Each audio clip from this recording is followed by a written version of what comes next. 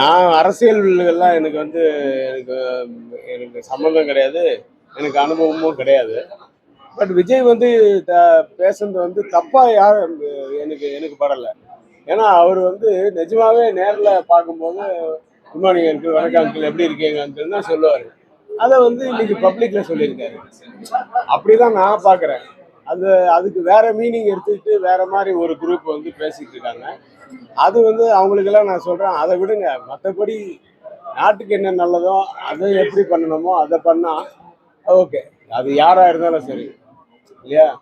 எனக்கு வந்து அவர் வந்து நான் என்ன நானே வந்து அதே ரெட் ஜெயண்ட்டுக்கு வந்து 2 படம் பண்ணியிருக்கேன். ஆதவன் பண்ணியிருக்கேன், இது மன்மத நம்ப பண்ணியிருக்கேன். அந்த டயத்துலலாம் வந்து ஸ்டாலின் சார் வந்து அப்போ டெப்டி சிஎம்மாக இருந்தார். அவர் வந்து படம் பார்ப்பாரு. நான் நிறைய தடவை மீட் பண்ணியிருக்கேன். அவங்க வீட்டுக்கு நிறைய தடவை போயிருக்கேன். நானே வணக்கம் அங்கிள் தான் சொல்லுவேன். ஆண்டி எப்படி இருக்கீங்கன்னு தான் சொல்லுவாங்க அவங்கள. அது வந்து தப்பான வார்த்தையே கிடையாது. அது வந்து தப்பான வார்த்தை கிடையாது. அவர் வந்து கொஞ்சம் கமர்ஷியலைஸ் பண்ணி அது பேசுறதுக்கு, ஏன்னா அவங்களோட ஆடியன்ஸ் இருக்காங்க அங்கே.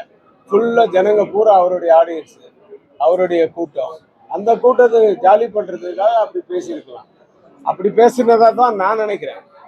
அவர் வந்து தப்பா ஒருத்தருக்கு குறை சொல்லணும்னு, அது குறை சொல்ற வார்த்தையே கிடையாது. இப்போ நான் இவர் அங்கிள் தான் கூப்பிடுவேன், பாபு அங்கிள் அப்படி தான் கூப்பிடுவேன். அது என்ன தப்பு இருக்கு? அதெல்லாம் ஒன்றும் தப்பு கிடையாது.